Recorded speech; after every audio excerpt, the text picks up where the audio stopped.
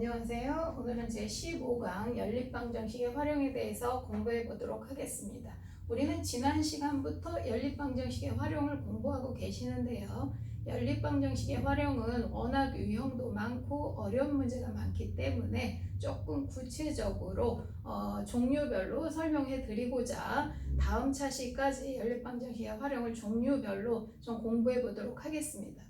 오늘 배우실 내용은 가위바위보 유형이라고 해서 계단 문제인데요. 이 유형은 어려운 문제는 아니고 또 비슷비슷하게 나오기 때문에 오늘 한번 지금 들어보시면 아마 크게 어렵진 않으실 거예요. 그런데 자, 이 문제를 선별한 이유는 미지수 XY 놓는 것에 대해서 조금 헷갈려 하시는 분들이 있어서 한번 풀어보도록 할게요. 자, 지금 A와 B가 가위바위보를 하는 게임을 하여 이기면 3계단을 올라가고 지면 2계단을 내려가는 게임을 하고 있다고 합니다. 그런데 게임이 끝난 후 A는 12계단이 올라가져 있고 B는 오히려 2계단이 내려가져 있다.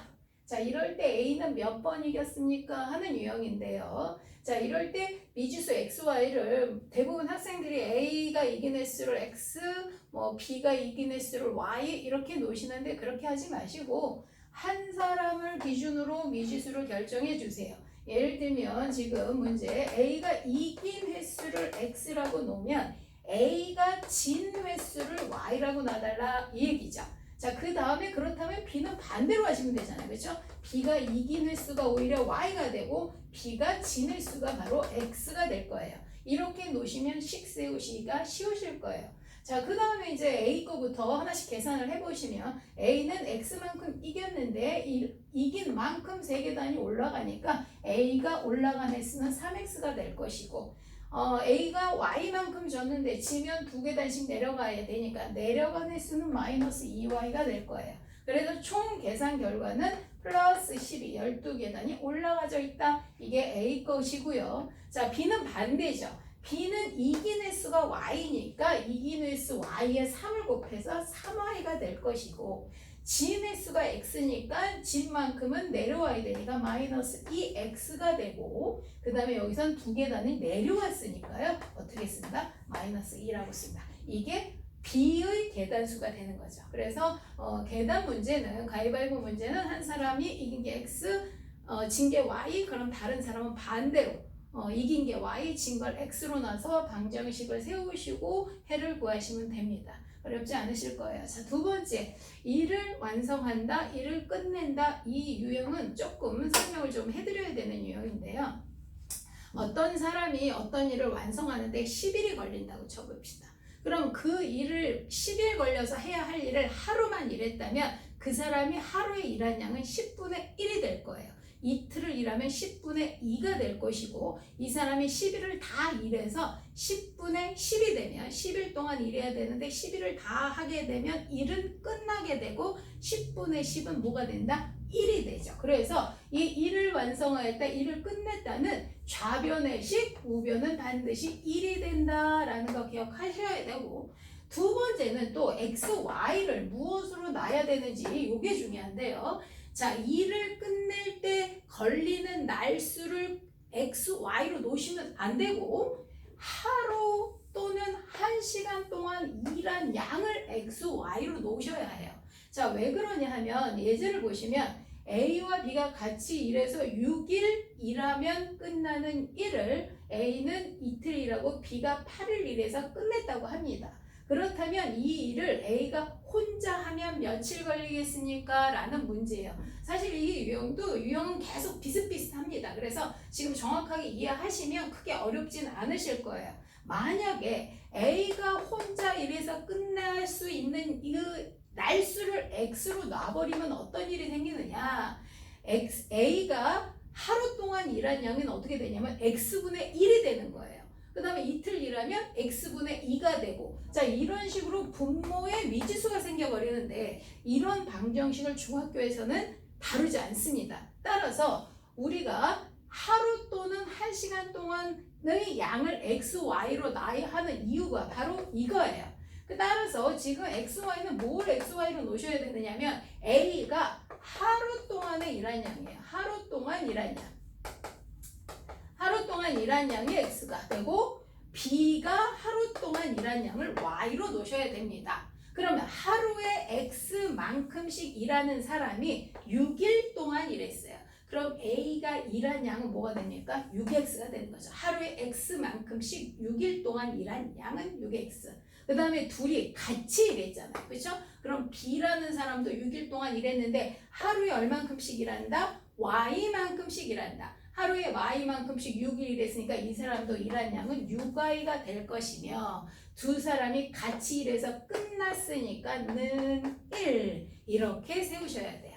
자, 그렇다면 두 번째는 조금 쉽죠? A가 2일 일했으니까 A가 일한 양은 2X, B가 8일 동안 일했으니까 B가 일한 양은 8Y가 될 거고 둘이 그래서 이렇게 일하여 일이 끝났습니다. 2X 플러스 8Y는 1 이렇게 방정식 두 개를 세우셔서 해를 구하면 되는데 이 구한 답이 어떤 형태로 나오냐면 몇 분의 1, 10분의 1, 12분의 1 이런 식으로 답이 나와요. 왜냐? 하루에 일한 양을 X로 놨는데 이 사람이 혼자서 만약에 10일 동안 일해야 되는 사람이야. 그런데 하루만 일했으니까 10분의 1, 하루 일한 양을 X로 놨기 때문에 10분의 1이라고 답이 나왔다는 건 10일 일해야 되는 사람이 하루 동안 일했으니까 10분의 1만큼 일했다. 그걸 X로 놓은 거거든요. 따라서 구한 답을 어떻게 써야 된다? 역수로 쓰셔야 합니다. 답이 10분의 1로 나왔으면 그 사람은 10일 동안 일해야 일이 끝납니다. 이해하실 수 있겠죠? 자, 그 다음 걸로 넘어가 보도록 하겠습니다. 자, 증감 문제예요. 증감 문제는 몇 퍼센트 늘었다, 몇 퍼센트 줄었다 하는 유형인데 이것도 미지수 놓는 것도 잘 알아두셔야 되고 또 식 세우는 것도 조금 주의를 요하기 때문에 제가 한번 선별을 했는데요. 자, 예제로 바로 보도록 하겠습니다. A중학교는 남녀 학생 수가 전부 1000명이었어요. 죄송합니다. 작년이 빠졌네요. 작년 남자 여자 학생 수가 모두 1000명이고 올해는 남자는 2% 늘고 여자는 3% 줄어서 998명이 되었다. 올해의 남학생 수를 구하여라 라는 유형인데요. 이 유형도 마찬가지예요. 사실은 유형이 다 비슷비슷하게 나옵니다. 오늘 열심히 들어주시면 이 문제도 어렵지 않으실 거예요. 자, 문제는 X, Y를 무엇으로 놔야 하느냐? 올해의 남학생 수를 물어본다고 하여 올해의 남학생 수를 X로 놓을 수가 없다라는 거예요. 이런 증감 문제는 지난달 또는 작년 대비해서 몇 퍼센트 늘고 몇 퍼센트 줄었다고 항상 나오기 때문에 반드시 미지수는 지난달 또는 작년을 기준으로 X, Y로 놔야 된다. 절대로 잊어버리시면 안 됩니다. X, Y가 언제다? 작년 또는 지난달이다. 그 다음에 식을 세운 후에 따라서 지금 여기 보시면 작년이 XY이기 때문에 여기서 올해의 남학생 수를 물어보니까 올해는 남자가 지금 2%가 늘었잖아요. 그러니까 구한 답에서 2% 늘린 답을 써주셔야 돼요. 그래서 조금 까다롭긴 한 유형입니다. 자, 그 다음에 식 세울 때도 주의사항이 있는데요. 자, 지금 작년 남자가 어쨌건 작년 남자를 X로 놓습니다. 그 다음에 작년 여자를 Y로 놓게 되고요. 자, 작년에 남녀 학생 수가 1000명이니까 첫 번째 나와야 되는 식은 X 플러스 Y는 1000명이 됩니다. 자, 그 다음에 남자는 2%가 늘었죠. 퍼센트는 어떻게 주는 거죠? 2% 100분의 2죠. 이 100분의 2가 늘었다 플러스가 되는 거죠. 남학생에 대해서 X에 대해서 100분의 2가 되는 거죠. 100분의 2만큼 늘고 여학생은 3%가 줄었으니까 마이너스인 거예요. 인원이 줄었으니까 빼줘야 된다는 거죠. 3% 어디에 대해서? 여학생에 대해서. Y에 대해서 3%는 줄어서 는 998명이라고 쓰는 사람들이 있어요. 자, 998이다. 말이 된다 안 된다? 안 된다. 자, 이거는 늘고 줄은 인원이에요. 2명 늘고 쉽게 얘기하면 3명이 줄였다는 건데 전체 학생 수를 쓰시면 안 되죠. 지금 늘고 줄은 인원을 계산해 주셔야 돼요. 작년에 몇 명이었어요? 1000명이었는데 올해는 몇 명이 됐어요? 998명이 됐기 때문에 늘어난 인원과 줄어든 인원을 전부 정산해 보니 결국은 뭐가 된 거예요? 2명이 줄었으니까 이쪽이 뭐가 돼야 된다? 마이너스 2라고 쓰셔야 됩니다. 998 아니에요. 마이너스 2가 된다. 아주 중요합니다. 이것 때문에 겸사겸사 제가 이 유형을 한번 언급을 했습니다. 미지수도 작년을 XY로 놔야 한다. 그 다음에 구한 답에서 다시 문제에서 요구하는 올해의 수를 계산해야 한다. 그 다음에 그 늘고 줄은 문제는 늘고 줄은 인원만 계산해서 써야 한다. 전체 인원을 쓰시면 절대로 안 됩니다. 자, 마지막 원가, 정가, 판매 가격 문제예요. 이 문제는 뭐 전체를 통틀어서 안 어려워하는 학생이 없어요. 근데 뭐 이거는 방법이 없거든요. 이건 유형도 좀 다양하기 때문에 좀 많이 좀 풀어보시기를 좀 권하겠습니다. 일단은 원가, 정가, 판매 가격이 뭔지도 모르시는 분들도 있으니까 정리를 해볼게요. 원가는 원래 가격이라고 써져 있어요. 만약에 제가 분필을 만들어 파는 사람이라면 분필을 만들 때 드는 돈이 원가가 됩니다. 그렇죠? 자, 그게 원가고, 정가는 제가 이 분필을 이제 만들어서 팔아야 되는데 가격표를 붙이는 게 정가거든요. 그렇죠? 정가표 많이 아시죠? 그 정가에는 그러니까 이 분필을 만드는데 만약에 100원이 들었다면 원가가 100원인데 원가대로 정가를 붙이시는 분들은 없을 거예요. 그쵸? 상식이고. 그렇다면 정가는 그 원가에다가 내가 이익을 어느 정도 붙여서 정가를 매기게 되죠. 뭐 100원 주고 만들었는데 20원의 이익을 붙여서 120원의 정가를 붙이게 됩니다. 그게 정가가 된 거예요. 그러니까 이익금이 합쳐져 있는 게 정가고요. 자, 판매 가격은 일반적으로 정가대로 팔면 좋겠는데 만약에 장사가 안 되면 조금 깎아주는 거 많잖아요. 요즘 세일한다, 할인한다 이런 거 되게 많죠. 따라서 판매 가격은 정가에서, 그렇죠? 원가에서 깎아주는 건 아니죠. 정가에서 어느 정도 금액을 할인해 주는 거예요. 깎아주는 거예요. 그래서 실제로 받은 가격이 바로 판매 가격입니다. 요 뜻도 좀 다 알고 계시면 좋겠죠. 원가, 정가, 판매 가격. 이해 가시죠? 자, 그러면 예를 한번 좀 들어보도록 할게요. 원가 X1에 20% 이익을 붙여 정가를 정하였다. 정가부터 쓰셔야 되는데요. 원가에 20% 이익을 붙여서 정가를 쓰라고 하니까 100분의 20x라고 쓰시는 분들이 있어요.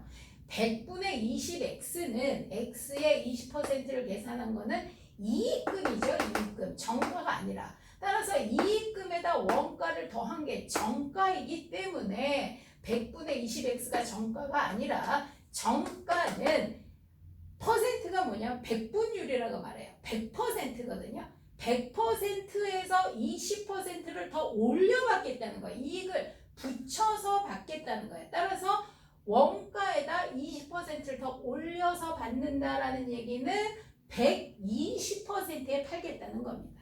그러니까 원가에 10% 이익을 붙였다. 그럼 100분의 110에 팔겠다. 110%에 팔겠다. 20% 이익을 붙이면 100분의 120, 곧 120%에 팔겠다는 겁니다. 100분율은 100분의 100, 꼭 100%가 기준이기 때문에 거기서부터 올려받은 것을 더해 주셔야 돼요. 따라서 정가는 100분에 지금 20% 올렸으니까 120x가 됩니다. 원가에 대해서 120%의 정가를 매기겠다는 얘기예요. 20%가 아니라 20%의 정가 매기면 큰일 납니다. 자, 그 정가를 매긴 상태에서 판매 가격은 그대로 팔았으면 좋겠는데 장사가 안 돼서 또 10%를 깎아준다고 합니다. 어디에 대해서? 정가에 대해서요. 정가에 대해서. 정가에 10%를 깎아준다. 그럼 아까와 마찬가지로 퍼센트가 100분율이라고 말했고 100분의 100%가 기준이라고 했으니까 10%를 깎으면 몇 퍼센트가 됩니까? 90%가 되는 거죠. 10%에 팔겠다는 게 아닙니다. 10%를 깎아주는 것이므로 90%에 팔겠다는 것이기 때문에 판매 가격은 100분의 120x 정가에 100분의 90%에 팔겠다. 이게 판매 가격이 됩니다. 따라서 이 유형을 보시면 이렇게 할인해서 500원 이익이 남으려면 원가는 얼마입니까? 라고 했으니까 판매한 것까지 쓰셔야 되겠죠? 자, 좌변. 자, 정가 100분의 120x 정가를 매겼다가 10%로 할인해서 90%에 팔면 500원의 이익이다. 이게 지금 이익인가요? 아니죠. 뭡니까? 판매 가격에 500원에 팔았다는 게 아닙니다. 500원에 판 게 아니라 500원을 더 받은 거죠. 어디에 대해서? 원가에 대해서. 따라서 뭐예요? X 더하기 500원이 됩니다. 원가보다 500원 더 받아서 500원이 이익이다. 이렇게 식을 세우셔야 합니다. 지금 원가정가 문제는 조금 어렵죠. 물론 이거보다 더 어려운 유형도 좀 있는데 이거는 좀 유형이 다양하기 때문에 유형별로 조금 더 찾아보시고 많이 좀 풀어보시길 권하겠습니다. 나머지 유형들은 다 비슷비슷한 유형들이기 때문에 아마 한두 문제씩 풀어보시면 다 자신 있게 푸실 수 있으리라고 봅니다. 수고하셨습니다. 감사합니다.